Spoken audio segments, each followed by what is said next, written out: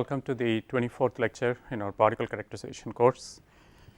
In the last lecture, we continued our discussion of particle transport phenomena and specifically focused on drag forces as well as inertial forces that dictate the movement of particles in fluids. And we wrote down expressions for relative mass fluxes that can be used as reference values in order to non-dimensionalize the actual prevailing particle transport rates or particle transport fluxes. So, let us start by revisiting that.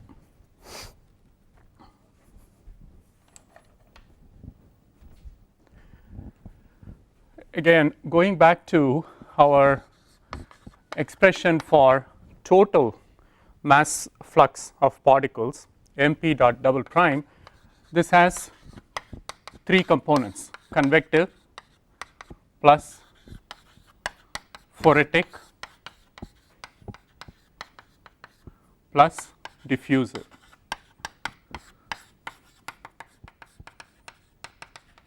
So, all these transport mechanisms come into play all the time, but the relative magnitudes will depend predominantly on the size distribution of the particles.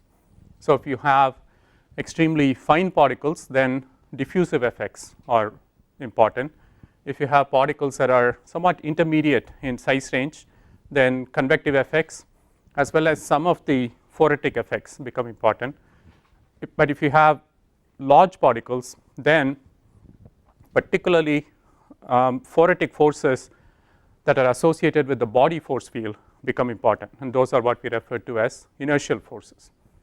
So, the convective flux can be written as the convective flow of the fluid, which is density of the fluid multiplied by the velocity of the fluid multiplied by the mass fraction of particles in the fluid. That gives you the convective mass flux of particles in suspension. The phoretic phenomena can be expressed again as rho times omega p times a velocity that is considered a phoretic velocity Cp. So, the difference between this term and this term is that here the velocity term refers to the velocity of the carrier fluid, whereas the Cp is a term that is specific to a field that is being applied on top of the prevailing flow field.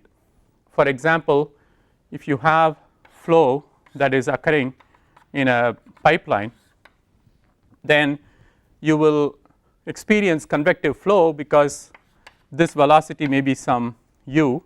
So, there is a convective flux. If you have particles that are suspended in this fluid, then the flux of particles associated with the flux of the carrier fluid is what is referenced in this first term. But now let us say that on top of this force field you apply a temperature field. So, that let us say that here you have a Tu and a Tl, where Tu is let us say much greater than Tl. So, you are essentially setting up a temperature field across the flow field. Now, this is going to have its own influence on the drift of the particles, because essentially the particles that are near the hot wall are going to have higher energy levels. The particles that are near the cold wall are going to have a lower energy level, and the system wants to equilibrate. So, there will be a drift of particles from the hot wall towards the cold wall, and that is called thermophoresis.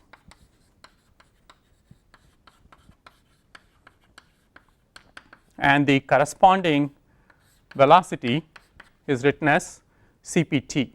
So, that is the thermophoretic velocity of the particle which is induced by the presence of the temperature gradient. Or let us say that you apply an electric field of some kind and set up a potential difference across the flow. Now, again you are going to induce a velocity of the particle because of the associated electrical field, and that is what we call an electrophoretic field, which is typically referred to as CPE. Or in the simplest case, you can even think about if the particles are large enough, then in addition to flowing in this direction because of the convective motion, they are also going to experience gravity, right, and they are going to start settling in the flow. So that is going to essentially induce another velocity component to the particles that are being transported. So the gravitational or sedimentational field will then impose a velocity which will be the settling velocity, right. So it will be the balance between the body force that's trying to drag the particles down and the drag force that is associated with the flow. So in the second term, you essentially substitute the appropriate field related or phoretic velocity. Now the third term is the diffusive term, and that is conventionally written as Jp dot double prime particularly to reference diffusion. So M stands for total mass flux and J stands for diffusional mass flux, and if you look at this term in a little more detail, Jp dot double prime, and again the notation is dot stands for per unit time and double prime stands for per unit area. So this represents a flux of particles by a diffusive mechanism. As we have seen, we can write this as some minus rho times dp times a gradient in omega p. So this is a Brownian diffusive flux of particles which is driven by a concentration gradient of particles, and this term is particularly important for fine particles because this dp goes as 1 over particle diameter for fine particles, and in fact for superfine particles it goes as 1 over dp squared because of the Stokes-Cunningham correction factor effect that we discussed in one of the previous lectures. So as the particle size decreases, this term gains in importance. Okay, so let's say that for a given particle size distribution in a flow, you have calculated the convective contribution, you have calculated the phoretic contribution, you have calculated the diffusive contribution, you have added it all up, and this is your net or total flux of particles that are flowing past a surface. This is a dimensional value, right, and as chemical engineers we always try to non-dimensionalize. So we have to come up with appropriate reference values that we can divide by. So reference fluxes have to be defined. So mp dot double prime reference has to be defined essentially in two limits, in the convection dominated regime and in the diffusion dominated regime. It turns out that the reference flux you use is different in the two different cases. In the case where convection is dominant, this is simply given by rho times u times omega p infinity minus omega p w over L, where referencing back to this figure, if your surface is here and we call it W, infinity refers to a location that is far away from the surface. So if you have fluid flow occurring in this direction with particles suspended in the fluid, then the particle mass fraction far away from the surface is represented as omega p infinity. The particle mass fraction in the vicinity of the surface is represented as omega p w, and L is a characteristic dimension of the system. So it depends on what the collection surface is. For example, if the collection surface is a heat exchanger tube in a power plant, then the characteristic dimension would be the length of the tube. Or if you have a collection plate on which you are trying to gather particles for analysis, then again the reference length may be the one that is longitudinal to the flow. So L is your reference length and this is your gradient in mass fraction. In the case where you are talking about diffusional reference flux, this then becomes rho times dp times sorry, there is no division by L here. This itself has units of flux. The division by L comes when you are trying to define the reference flux for diffusion, which is omega p infinity minus omega p w divided by L. So if you look at this, this is basically a simplified form of this, where you are assuming that properties are constant across the diffusion length or diffusion region. So these are the two reference fluxes corresponding to convection dominated flow and diffusion dominated flow. Again, dp is the Brownian diffusivity of the particle. So now if you take your diffusive flux jp dot double prime and divide it by your m dot p reference convective, that is the mass reference mass flux corresponding to convection dominated flow, this is referred to as Stanton number, the Stanton number for mass transfer for particles. If you take the same diffusive flux and divide it by m dot double prime reference diffusive, this is known as Nusselt number.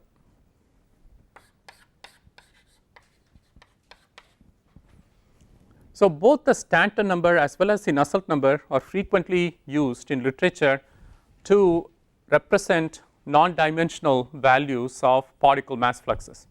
So you have to be aware of the difference between the two and where it is appropriate to use what. Now both of these values, Stanton number as well as Nusselt number,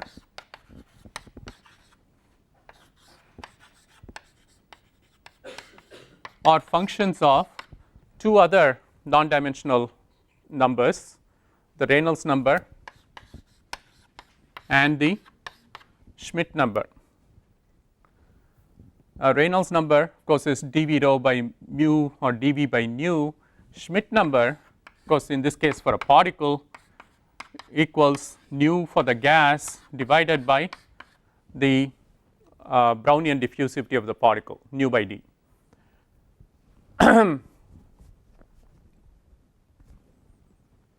Now there was one other non-dimensional parameter that we referred to in the last lecture, and that was the capture efficiency. The capture efficiency referred to as eta cap is the ratio of actual particles captured on a surface to the total inventory of particles flowing across the surface. So the capture efficiency can be written simply as mp dot, that is the rate at which particles are being collected on a surface, divided by an mp dot reference. Of course this now is mp dot double prime times an area divided by what would be a reference value for inertial capture of particles. Well, the situation that we are looking at here is you have a surface and particles are flowing across it.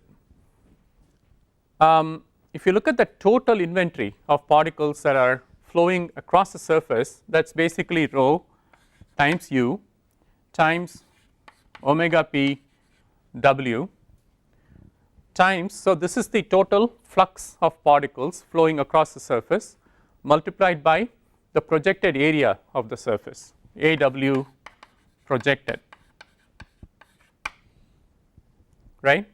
So this is the expression for capture efficiency. It simply relates the total mass that actually collects on the surface to the potential collectible mass flow across the surface. So the higher the capture efficiency, the greater the probability that more of these flowing particles will be entrained and deposited on the surface. So if I write this numerator now in terms of, for example, the Stanton number, you can write this capture efficiency eta cap as Stanton number for mass transfer times the reference value, right, that we had written earlier, which was rho times u times omega p infinity minus omega p w, and this is now being divided by the maximum collection rate, which is multiplied by AW divided by rho times u times omega pw times AW projected.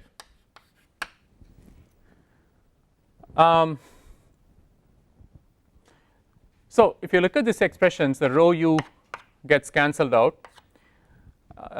Let's assume that omega p w is much smaller than omega p infinity.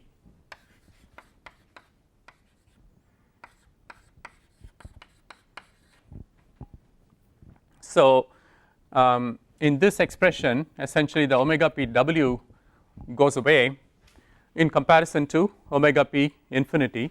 This is the case where essentially particles that come to a surface have a much greater tendency to attach to the surface than to stay in the flow, and then you have AW and AW projected. So the relationship between capture efficiency and the Stanton number can be simply written as omega p infinity over omega p w times AW over projected area of the surface.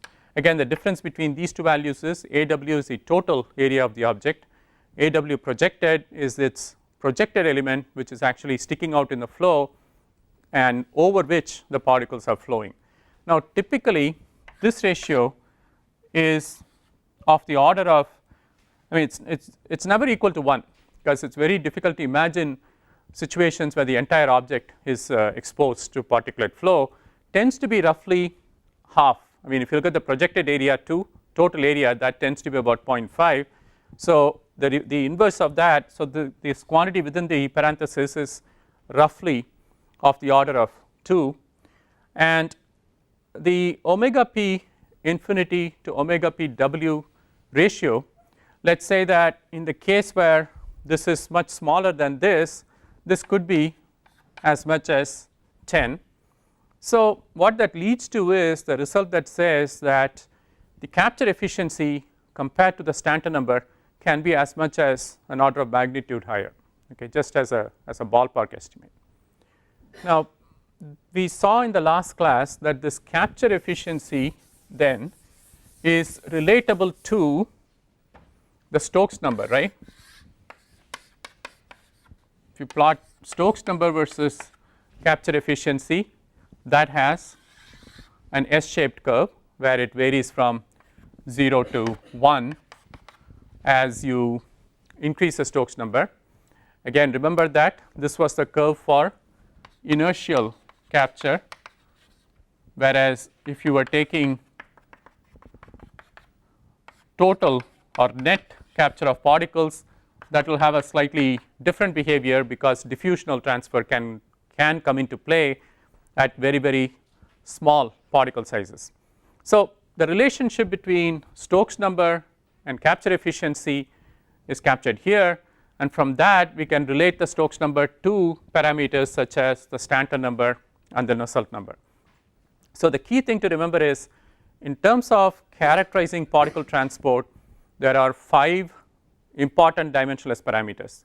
The Reynolds number and the Schmidt number are important to characterize because the 3 dimensionless parameters that actually reference a mass flux, which is the capture efficiency, Stanton number and Nusselt number, are all relatable to the Reynolds number and the Schmidt number.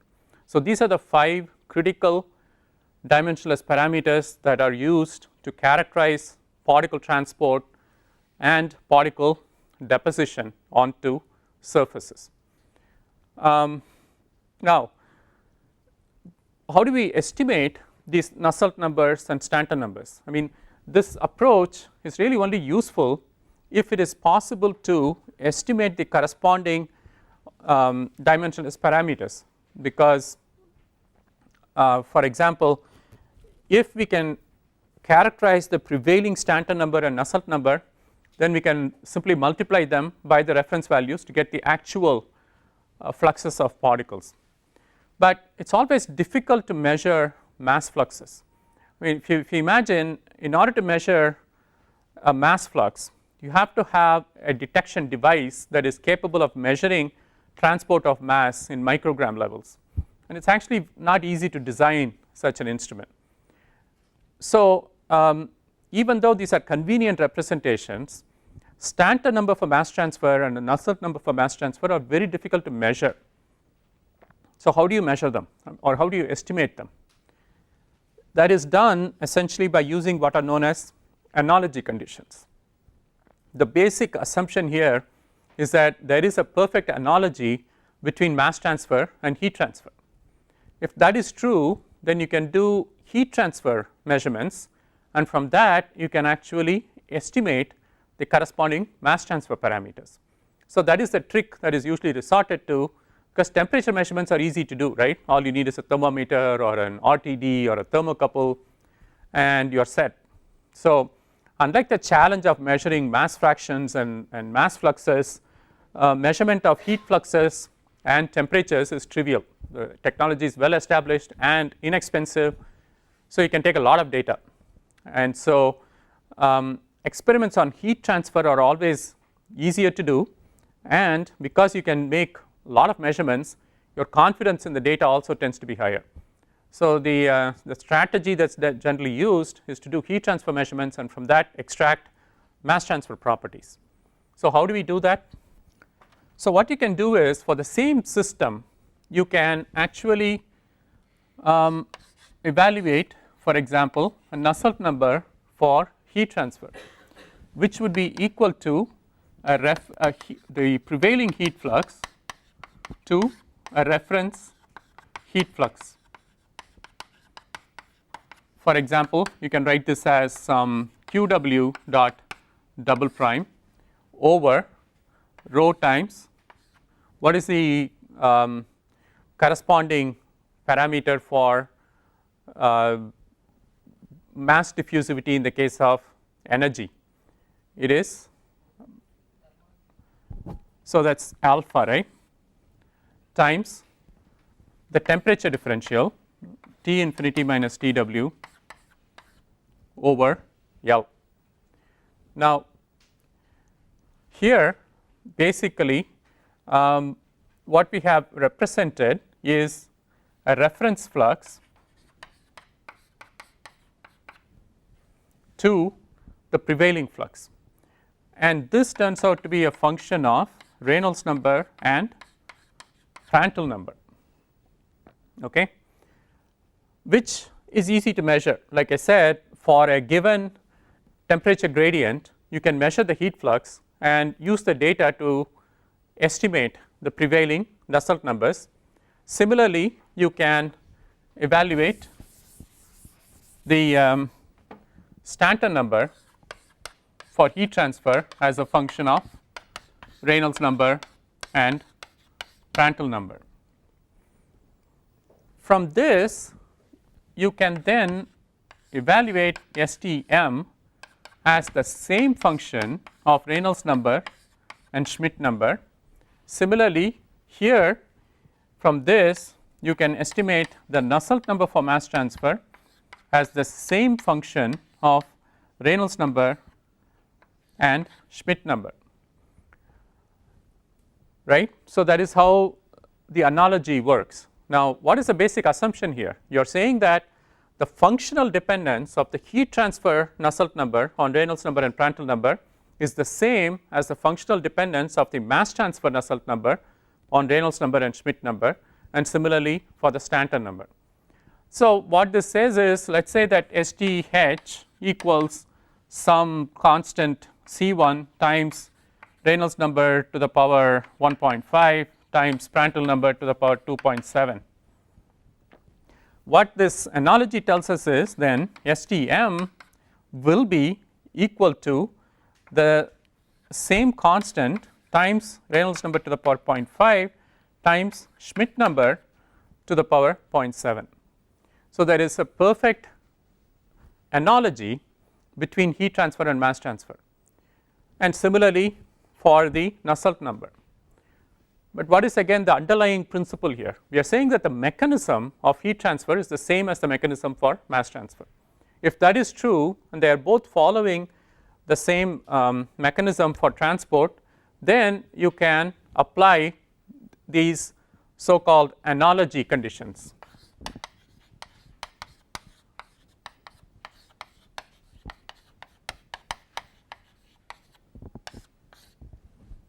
By the way, the analogy between heat transfer and mass transfer is much easier to establish compared to momentum transfer. It's more difficult to apply analogies between heat transfer and momentum transfer and mass transfer and momentum transfer, because there are more factors that can lead to breakage of these analogies when you start taking momentum transfer into account. Something as simple as pressure gradients can violate this analogy condition, but the analogy between heat transfer and mass transfer is widely applicable in a surprisingly long range of conditions. And so this is very gainfully done to simplify experimentation and yet obtain critical information, particularly as it pertains to mass transfer. Now, the basic assumption, like I said, is that mechanistically heat transfer and mass transfer are occurring in the same way, but it turns out that that is not exactly true, because as we have seen, there are at least two phenomena that cause this analogy to be violated. The first one is phoresis, that is, mass transfer can occur under phoretic conditions due to an applied field in a very different manner compared to heat transfer. So, as soon as an external force field comes into play, if the system has a steep temperature gradient, or the system has an electrical gradient, or the system has a gravitational gradient, the analogy breaks down, particularly for particles that are submicron in size in the first two cases. Phoretic phenomena and electrophoretic phenomena, thermophoretic and electrophoretic phenomena become very important when particles are below 0.1 microns. At the other extreme, the analogy breaks down when inertial effects become very important, because clearly the effect of inertia on mass transport is completely unreplicated in heat transfer. So, the two analogy breakers that we need to be aware of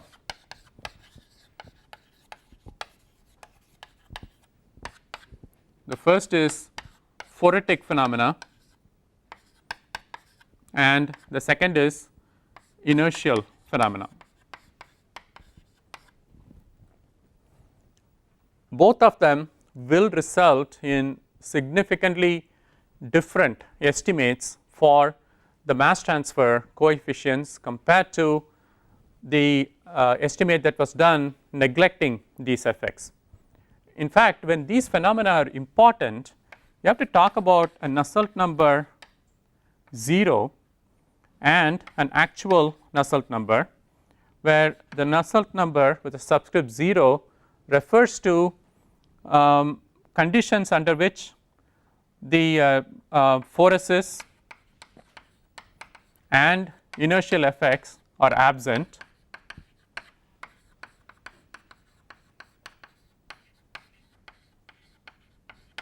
whereas NUM stands for when these effects are present. So, to estimate the actual prevailing Nusselt number and similarly the Stanton number, first you have to calculate its value in the absence of the analogy breaking conditions, and then you apply a correction factor. So, the procedure that you should follow is, first you do your heat transfer measurements and you obtain NUH values. By analogy, then you can estimate NUM0 values, that is the mass transfer coefficients in the absence of analogy breaking conditions. From that you estimate the actual Nusselt numbers, which will be a correction factor multiplied by NUM0. So, you obtain your baseline Nusselt number and Stanton number, and you multiply it by a correction factor to arrive at the actual prevailing mass transfer Nusselt number. And similarly, to reach STM, you will take the same route. First you will take Stanton number for heat transfer. From that you will obtain a Stanton number for mass transfer under conditions where the analogy is valid, and from that you will take STM equals again a correction factor times STM0. So, the challenge really then becomes, how do you estimate these correction factors? What are they dependent on? What can be their magnitude? I mean, are we talking about a 10% difference, 20% difference, or can this correction factor result in changes to the Nusselt numbers that are orders of magnitude? Well, the answer turns out to be that these correction factors can be extremely large. In the case of thermophoresis, for example, if you have a system with a steep temperature gradient, this correction factor can be as much as 250 to 300. Inertia is an even bigger effect. Under conditions where particles have significant inertial effects, this correction factor can be as much as 10 to the power 4. And the net result of that is that, particularly if you are concerned about particle transport and deposition in your system, you may be surprised at the actual quantities that are collecting on a surface compared to if you had simply done your estimate based on the 0 values, where you do not take these enhancements into effect. So, what we will do is we will go through an illustrative exercise that highlights the role that these phoretic and inertial phenomena play. So, let us take the case of pulverized coal fired power plant.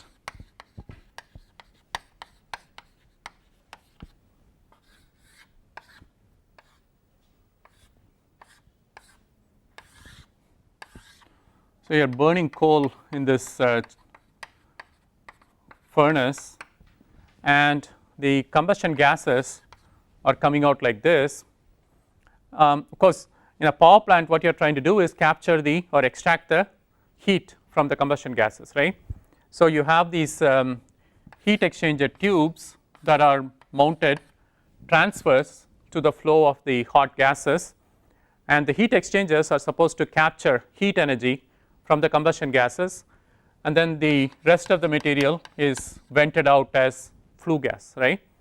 So, ideally that is how it should happen. The tubes should only extract heat from the gases and nothing else. But what happens is, when you are burning coal, ash particles survive the combustion process and they get transported along with these combustion gases. So, these ash particles start to collect on the surface. So, in addition to extracting energy from the combustion gases, these surfaces now start extracting mass also from the combustion gases. These ash particles can range in size from sub-micron, 0.1 microns, all the way up to 20 microns and larger.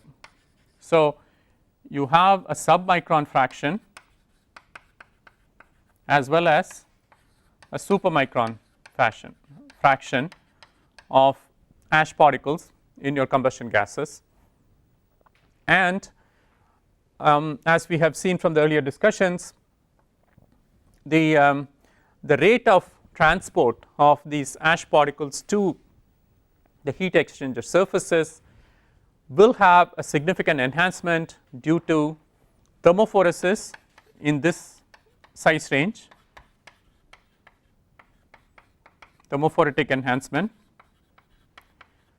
and in the large particle size range you will have an enhancement due to inertial enrichment.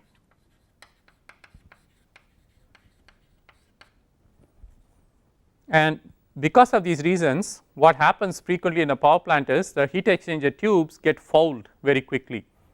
The fouling layer starts to build up on these tubes, and as it does, it interferes with the heat extraction efficiency of the tubes, and it also interferes with the momentum transfer that is happening. It actually, if the deposit grows to be thick enough, it can start interfering with the flow of the combustion gas itself.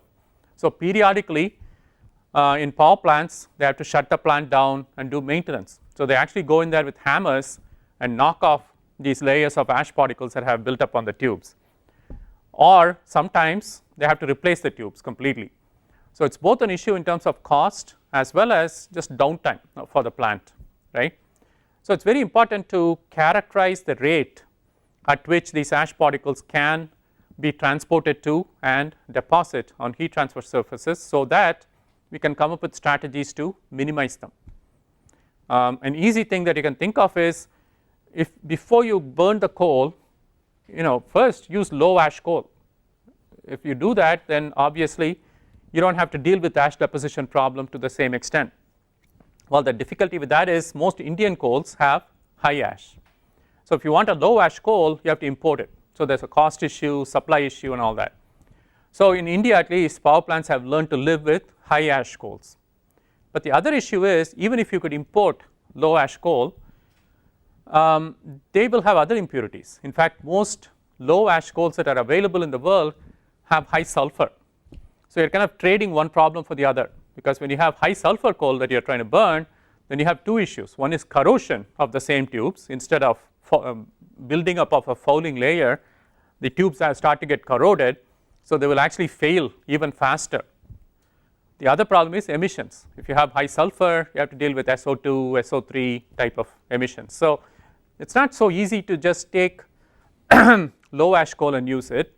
A better option is to actually take a high ash, low sulfur coal like Indian coals and try to do ash removal, essentially clean the coal before you use it. So you will see that in most power plants in India, before they actually burn the coal, there will be a washing stage where they will scrub the coal particles to try and see if they can loosen the ash material that's in the coal matrix and try to remove the ash particles, which will essentially sink to the bottom. The coal, the cleaned coal, will float to the top, and then they will try to take that coal and use it. So this coal cleaning prior to combustion is a strategy to minimize ash, but that also has a downside. When you wash coal, you're going to retain moisture in the coal, and any moisture that is retained in the coal reduces its calorific value. So washing of coal is something that you don't really want to do with water, but then if you use a solvent, that brings with it its own issues. How do you deal with solvent emissions? How do you design a solvent cleaner that will minimize emissions to the atmosphere? So all these problems are not that easy. They're all heavily interconnected problems, and by trying to mitigate one issue, you might actually exacerbate another issue. So it's something that you really have to think through very carefully. But anyway, for the purposes of our discussion, what we would like to characterize is the Stanton number as well as the Nusselt number corresponding to the flow of these products. In this case, L can be the length of the heat transfer cylinder, and this is, let's say, dW, diameter of the tube. So the surface on which you have deposition going on essentially becomes pi times dW times L approximately, and so you have to deal with the total deposition of ash to the surface. So let's say that that's some m dot of ash to the heat exchanger tube. Again, you can estimate this as Nusselt number for mass transfer for the ash times the reference value, which is the gas density times the diffusivity of the ash particle times omega of ash infinity minus omega ash W divided by a characteristic length L. Now, in this expression, the Nusselt number that we are using is actually what? It is a 0 Nusselt number, right. This is assuming that the process of deposition of ash is analogous to the process of heat transfer from the combustion gases to the heat exchanger tubes. But in reality, so this only represents your 0 condition. So if you actually do this calculation for a typical power plant burning coal, the numbers that you come up with are of the order of grams per year. That is all that will deposit on the tube, which is a very small number, right. I mean, it is not something you would even worry about, because when you talk about grams per year spread over a fairly long pipe, it is not going to amount to much by way of thickness. I mean, once you know the deposition rate, by the way, you can calculate the associated thickness by assuming that you know the density of the ash layer, and by assuming that it is uniformly distributed on the surface. You can also get a thickness distribution, and grams per year essentially translates to micrometers of thickness of the fouling layer. But in reality, people that are operating power plants will tell you that within a month they get millimeters of this fouling material to deposit on the surface. So clearly something is happening here that is more than simple baseline deposition without the enhancement conditions that we talked about. So clearly the findings based on empirical evidence, operational experience, is that the heat transfer to mass transfer analogy is not valid. There is a lot more mass being deposited on these heat exchanger surfaces compared to what you would have predicted if you were to go by the analogy conditions. So then it is a matter of calculating the correction factors due to thermophoresis and due to inertia, and applying these correction factors in order to obtain the actual prevailing deposition rates, and then see if that matches our experience in terms of plant operation. So when you actually go through that exercise, which we will do tomorrow, I mean in the next lecture, what you find is the correction factor due to thermophoresis is approximately of the order of 200 to 300. The correction factor for inertial deposition is of the order of 10 to the power 4, so that if you had done your modeling taking into account thermophoresis only, you would have predicted kilograms per year of deposited material, which roughly translates to millimeters of the fouling layer thickness. Whereas if you took into account inertial effects also, you actually predict tons per year of ash material deposition, which will translate to meters of fouling layer. So if you just let a power plant operate without doing any cleaning, it will shut down within a matter of a few months, because the deposit will get to be too thick. And so how do you go from having grams to kilograms to tons? Because of the correction factors that I mentioned earlier to account for particularly thermophoretic effects and inertial effects. Okay, so what we will do is we will stop at this stage. In the next lecture we will deal with these correction factors in more detail and look at how to estimate these factors for a power plant environment. Any questions? Okay, see you at the next lecture.